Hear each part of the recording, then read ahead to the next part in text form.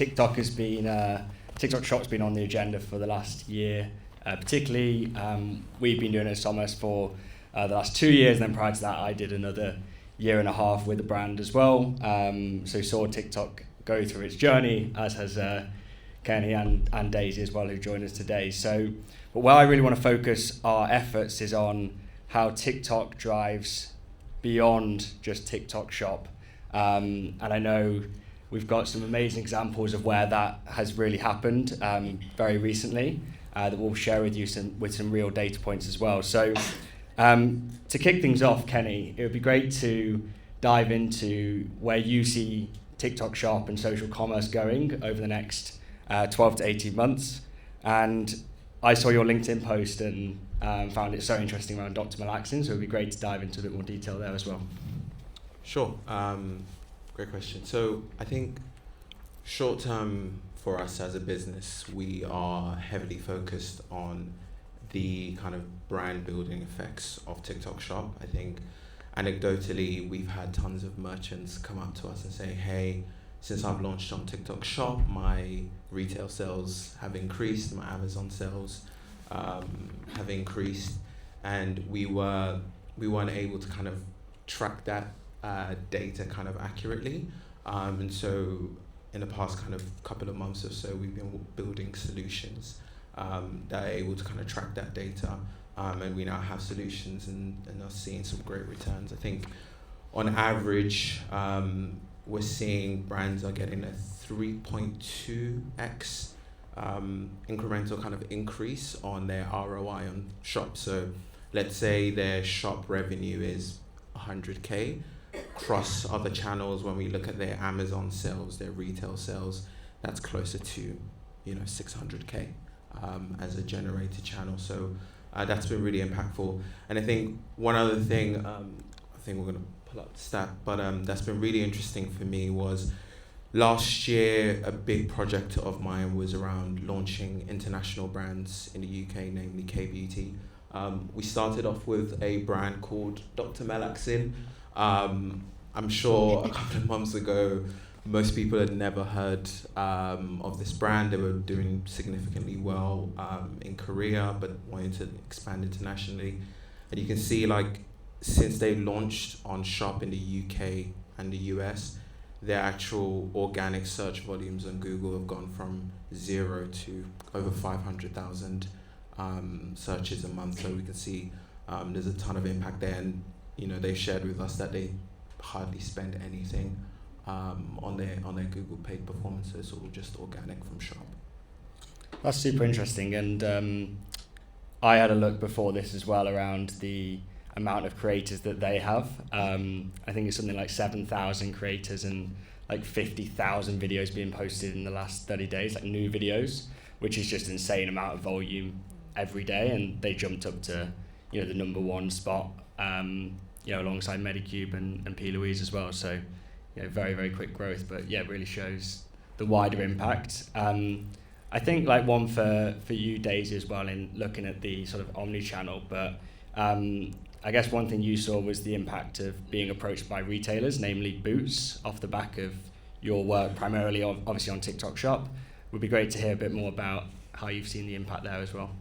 Yeah, I think as a first-hand example, and as you mentioned, we obviously had the privilege of launching into Boots with Grace and Chelsea from the Ignite team, which is amazing. But that for us was a direct correlation to the virality we were seeing on TikTok as kind of our hero discovery platform. We know that around 60% of Gen Z audiences discover their beauty products and brands through TikTok as their hero discovery channel. So the power of tapping into audiences is kind of unmatched compared to other channels. And I think when you speak about the Dr. Malaxin example, it showcases that there is still time for new brands emerging on the platform. I think there is a little bit of a preconception that if you didn't launch on TikTok Shop 4 years ago, you've kind of missed the boat. And I think they're a perfect example of P. Louise has held that number one spot for so many years, and she is, of course, the master of TikTok Shop. But there is the opportunity of Dr. Malatskin, Medicube coming onto the platform now and really, really having dramatic impact. I think as a first-hand example as well, from a brand's perspective, I kind of shifted our strategy last year, far more omnichannel approach, limited resource in-house as well. And I said to the team, okay, let's utilize this TikTok virality we've had and focus on more of an omnichannel approach. And actually, Joe will vouch for this, the outcome was that TikTok actually began to become a little bit stagnant for us. And overall, all of our other channels became stagnant as well. Compare that to January, I said to the team, okay, complete shift in energy. Everyone, number one focus is TikTok.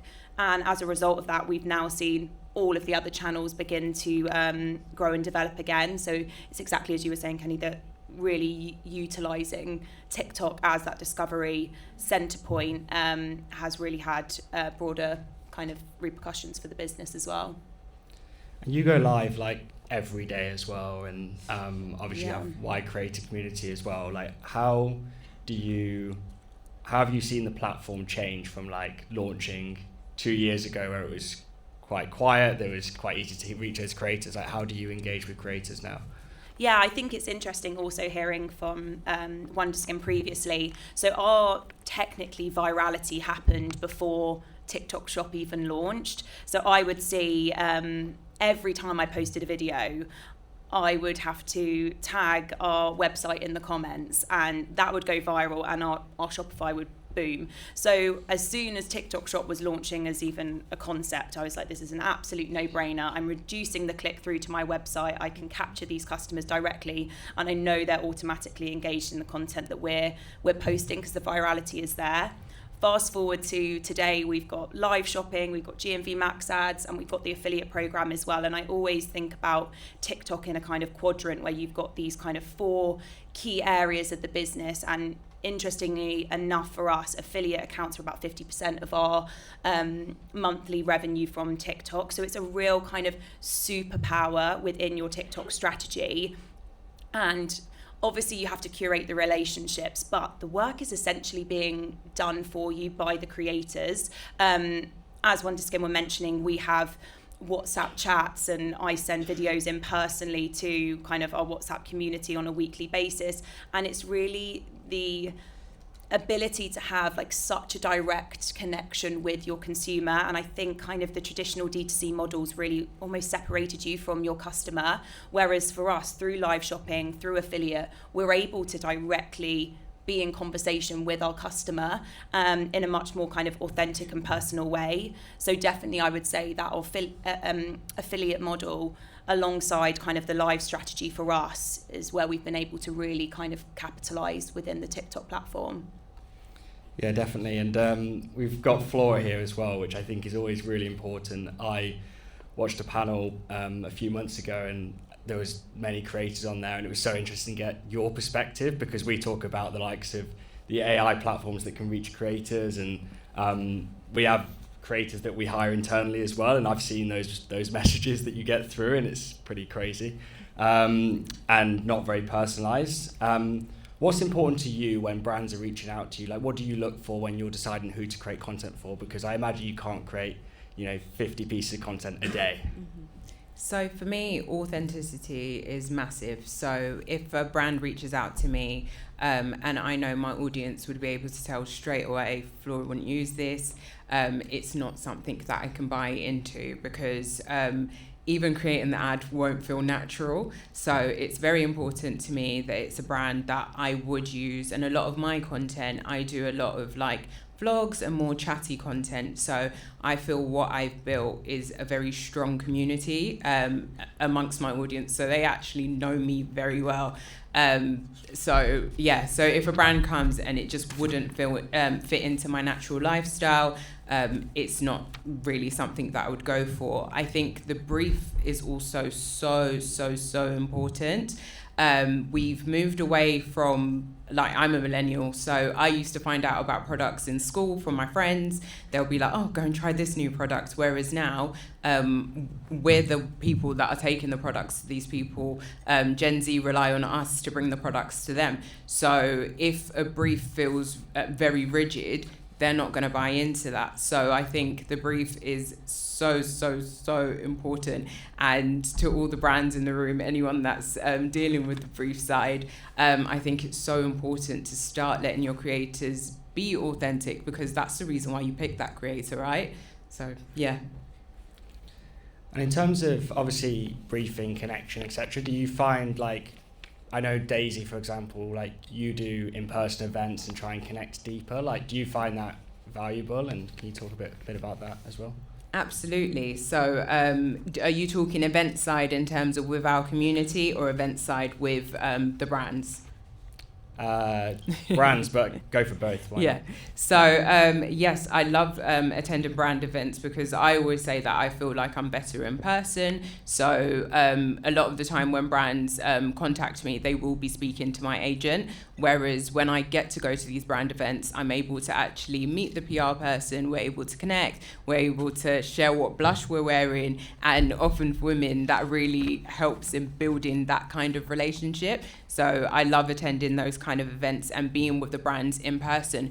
And also it gives us an opportunity as creators to give you guys the feedback, what we've been seeing in our communities, what our audience is asking for, and also give you honest opinions about the products as well, what we feel is working, what we feel we can seamlessly introduce into our lifestyle. Because back onto the point where I was saying with briefs, we create a lot of organic content as well. So it's not just going to be for that one paid ad, but we're going to organically feature that product in it. So being able to see you guys in person and be with you guys is so important to me. And then in terms of being with my community, where I have a lot of like chatty content, sometimes I'll be in the street and someone will come up to me like, oh, I saw so-and-so and I went and bought so-and-so because of you. I literally had it the other day. 2 girls came up to me and one of them was like, oh, I really love your blush. And then her friend answered, she was like, oh, it's that NARS blush she's been wearing for ages. She talks about it in every video. And I was like, oh, wow, it really shows you how much they listen to you. And that's why I'm saying certain brands I wouldn't be able to work with, because they just wouldn't believe it. Yeah, sorry, I just want to add to that as well, because you said some really important things that I keep trying to get across to my brands, which is they come onto the platform and they see the amount of content that needs to be generated in order to scale. So, you know, Michael said they were sending out close to 7,000 samples. And so they look at it and they say, okay, I need to get 1,000 pieces of content. Therefore, I need to work with 1,000 creators. And often what I'm trying to say, I try to get across is, it's about creator brand fit. And then how do you incentivize that creator to produce 2, 3, 4, 10 videos for the brand, rather than just you throw a product out there, then make one video and it's done. I think when we look at the stats internally, it takes at least 3 videos from a creator to generate a sale for a brand. And that's because if you think about it like a marketing funnel, your audience has never seen you wear that product before. The first video is almost like you're driving awareness about the product. Second video, you might be talking about some of the objections that the user may have. You know, is it good for my skin? Is it a good price point? Yada, yada, yada. And then you then talk about maybe in the final video, hey, they're running a promotion, right? And so brands really need to focus on like building those long-term relationships, rather than just kind of looking at what the numbers and the stats need to be and then just trying to throw everything at that just to see if they can get that volume up. So I definitely agree with a lot of your points. Yeah, it's kind of a similar way to your customers as well. It's like there's a reason you communicate and run events and do CRM and everything. And I think often they're just creators are just sent samples via the seller center, and most of the value comes from those communities, you know, not just sending in another championship or another brief, but actually, you know, reacting to people's videos, getting everyone geared up to create more and more pieces of content. Like we're working with a brand that's taking a massive sort of in-depth approach to training affiliates, and they're specifically building, you know, within WhatsApp, and they're giving feedback on people's videos, and Daisy's actually in that group as well. And it's you almost, you know, because everyone's sort of involved in it and very excited, everyone then feels like they need to go create this content, but we're giving new angles, at least twice a week into that group as well, so that people are then following that hook, but also giving the creative freedom to create what feels authentic to them as well. One of the things I want to touch on is the larger brands that we've seen over the last year come into the platform, and we work with Unilever and have some really interesting discussions with them. And I don't know if everyone saw, but Unilever's CEO said, I think it was about 6 months ago, that they're doubling down on the creator ecosystem and moving away from more traditional ways of marketing.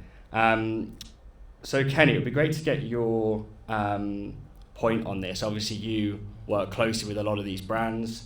Where do you see them heading, and what's their main sort of intention of launching onto TikTok Shop and investing in the ecosystem?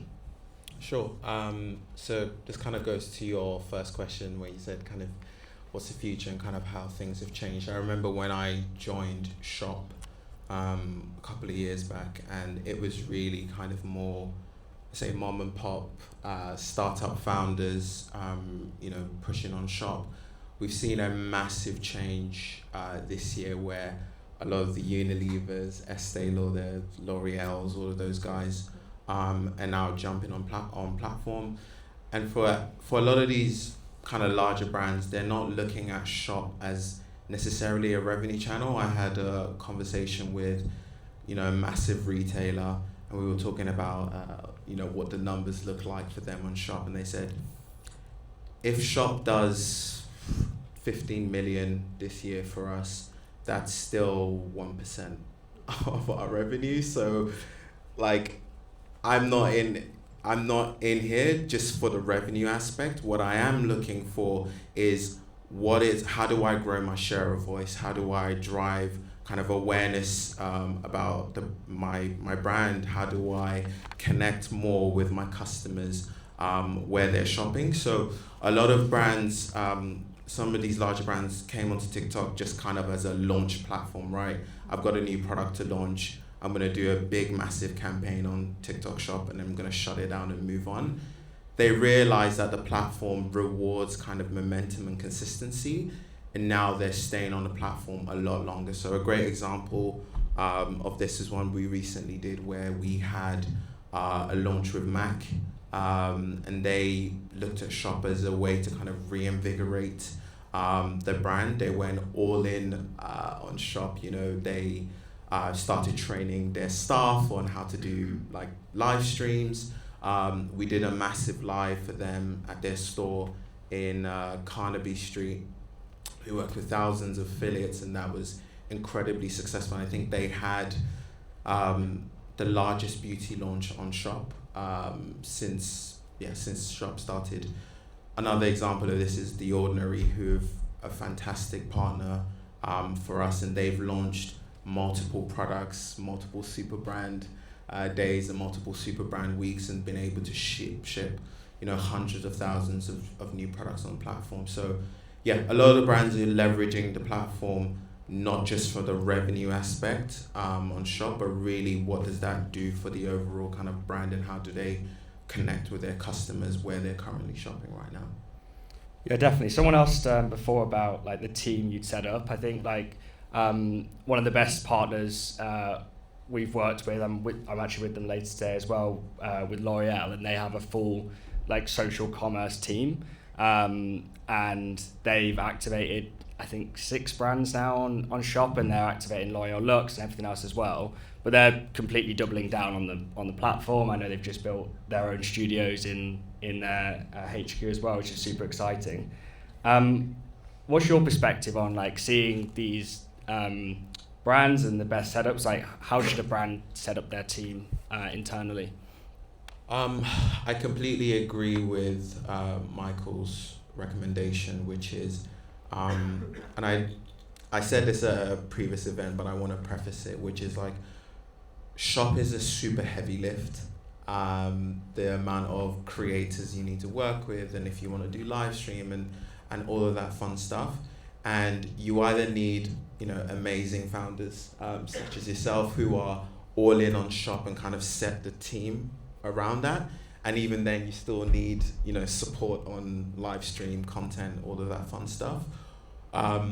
Or you need to most likely go externally in the kind of short term. You want to own the commercials in-house. As kind of Michael said, you want to be really clear on kind of what you can and can't do based on your P&L. I think the job of an agency and the job of a partner is really to scale you, but you obviously know your numbers more than anyone else. And I think long term, the best, some of these brands as they scale, they're bringing it in-house, but they will always leverage a partner, as you know, Joe, just for kind of different parts of the business.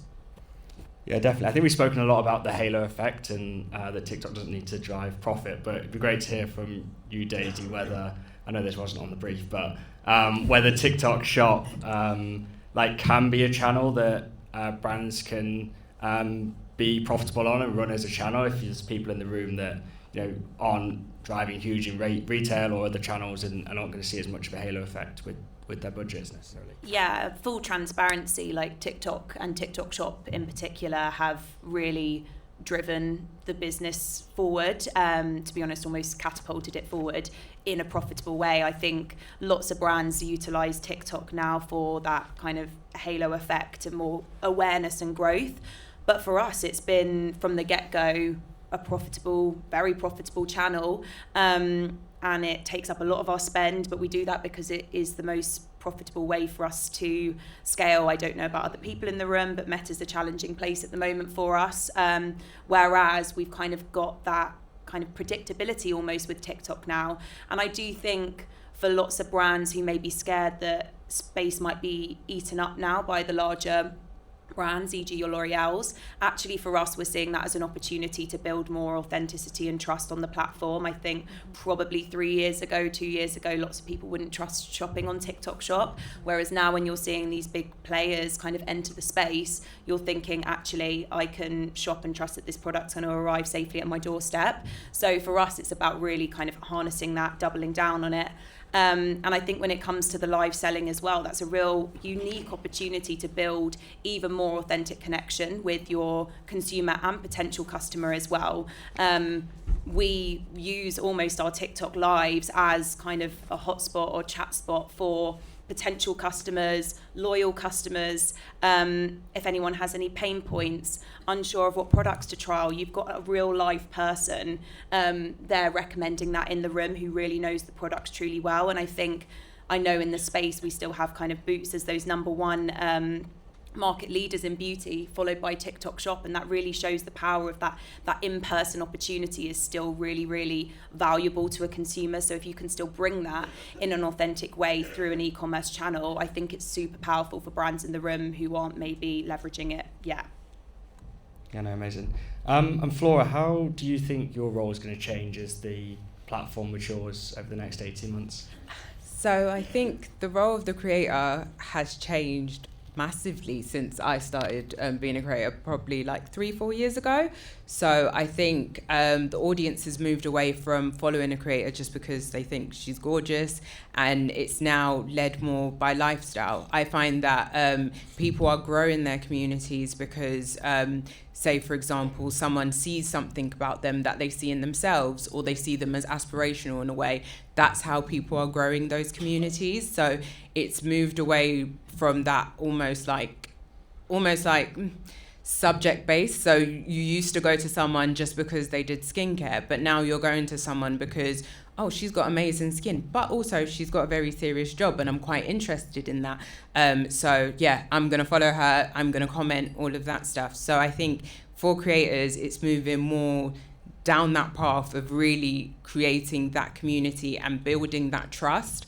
I think as creators, we have lost that trust from oversaturating in the ads that we were doing and not necessarily keeping it authentic to who we are. So I think now all our audiences want from us is really that trust, and I see it in my TikTok Shop numbers. So for example, I had an ad and it was for some lip liners. So when I did the ad, I had a couple sales on the actual ad itself, but then later on, maybe a couple months down the line, I did a day in the life vlog, and in the beginning of that vlog, I was using the lip liner.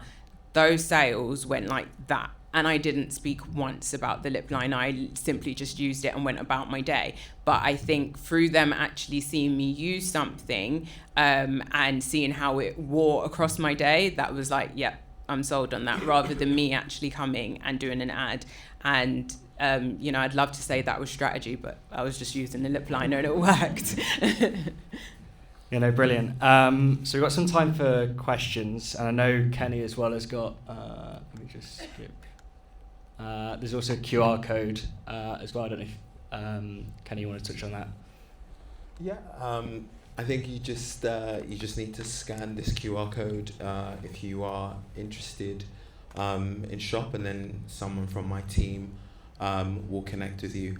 Whilst I have this little moment as well, one thing I wanted to add on the profitability piece is, obviously, in the short term, we're talking a lot more about like halo effect, brand awareness, but the ambition for Shop is to be a number one shopping destination for beauty. That's where we want to be, and so we are seeing brands that have scaled to 100 million plus on platform. Obviously, that's not a tiny number, and so we are building a lot of solutions that will enable that. So faster shipping.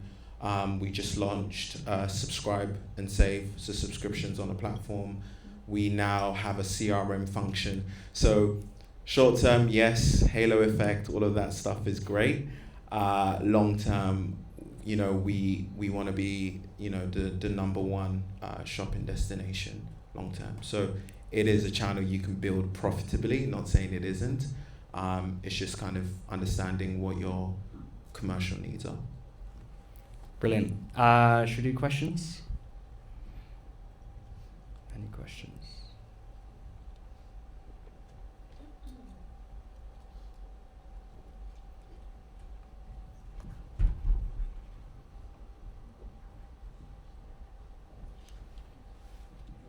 Hello. I would love to hear a bit more about the conversation you kind of touched on established brands looking into TikTok Shop. How have you seen doing it? What are some of the maybe early alignments you guys had that they have to compromise on in order to grow that discovery journey? Yeah, good question. So I think the biggest issue that we faced early on with kind of a lot of established brands was the resourcing element of it. When we would have those conversations, budgets were never really the issue. It was like, yeah, I'll just get a social media grad from my team to just like run this, and it's like, no, it's an actual commercial channel. And then they come back to and they're like, well, why isn't this channel working? It's like, well, obviously you don't have the kind of structure in place. So that's like a big thing. I think for us, we realized having both kind of commercial and marketing teams in the same room to decide what that looks like was impactful. The other kind of pushback we get a lot is, I don't want to I want to be very controlling on the assets that creators are going to produce. And I kind of used to, dance around that topic and but I'm pretty direct now, which is you're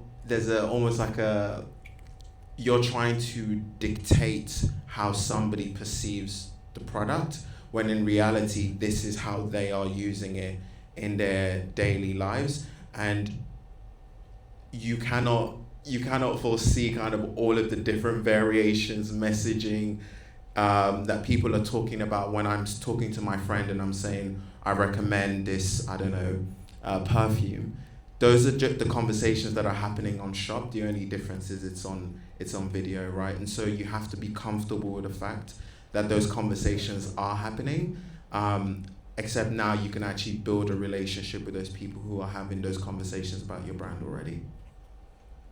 Thank you. Sorry, hello, Hope here.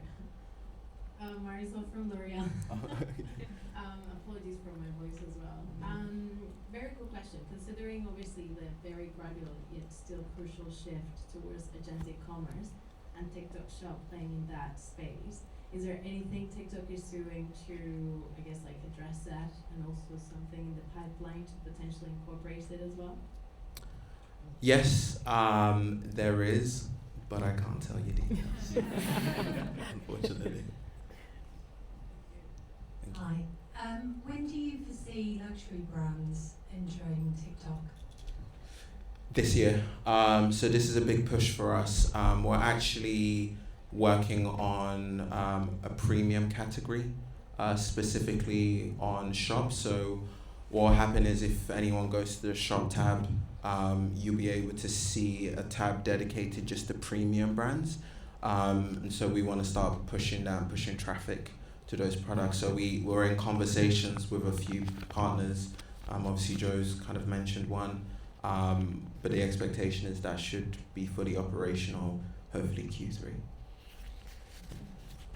Can I ask a question? I'm up here, sorry. Hello. Great talk, thank you. Really, really interesting. I'm Grace, I work for Boots. So I'd love to ask you a question, Kenny, around, obviously, hopefully you've seen in the last year or two, we've been hugely inspired by TikTok and TikTok Shop and launched many brands that have been viral through TikTok. And we feel that then, we know they've got that appeal, and then having that physical retail, really helps the brand to grow in a different space, as we've done with Daisy. I'd love to know the other way around, what you see from a TikTok perspective when we launch those brands, if it then has a halo effect digitally once it's launched physically as well. Yeah, so definitely. So I'm not sure if you saw in the US that Ulta launched on TikTok Shop, and I know I won't say their name, but I'm sure most people can guess who they are.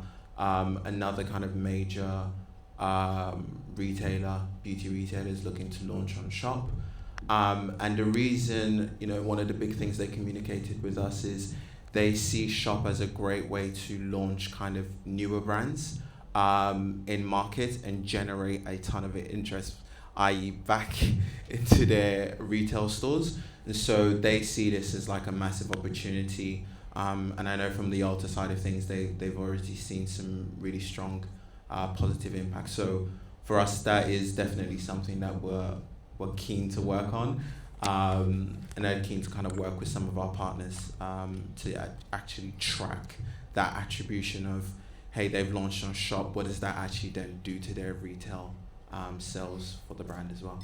Great, thank you. Hi, thank you for the insight. I'm Siobhan from THG, so fantastic and Cult Beauty. Great news about the premium tab. What would you say, because obviously, especially for LF, there's like our TikTok Shop is growing, but there's still a little bit of reluctance, especially from some of the premium brands, in terms of, I guess it's like the perceptions of TikTok Shop, and obviously we do like share our stats and metrics as well from like affinity brands, but what would you say could be like a way we can strengthen our proposition to them when they're reluctant? Yeah, I mean, we're in the same boat as you, right? Which is we're always almost proving ourselves to these merchants. And so what we're looking for when we launch this premium category really is some really highly successful case studies that you can then take away to some of your brands, and we can then take away to some of our brands. For example, when we launched K-Beauty in the UK, I think in November we had 0 K-Beauty brands on platform. Medicube, we pushed really hard to take a gamble with us. It was extremely successful. We now have 45 brands in the pipeline, and we've already launched 22. So it's kind of, once we get 1 or 2 of those kind of successful case studies, which we're pushing for, I expect the floodgates will open. I'm having conversations with a lot of luxury fragrances in particular quite often, and I know there is interest. I think as well, and then we'll wrap up because we're out of time, but the famous sort of $2.7 million live that P. Louise did, we supported as well from a strategic standpoint on the day, but the AOV on that live was about $85 for beauty, particularly a brand as well that does typically run at a lower AOV. So I think, particularly, you can really cut through. And also there was one with L'Oreal Ex Mugler that we supported with as well, where we couldn't do strike through. So we lent into GWPs and voucher strategy instead. So there's a lot of ways you can maintain brand as well for the more luxury brands, but still drive purchasing on TikTok. So, but yeah, thank you, the three of you, so much. And round of applause, please.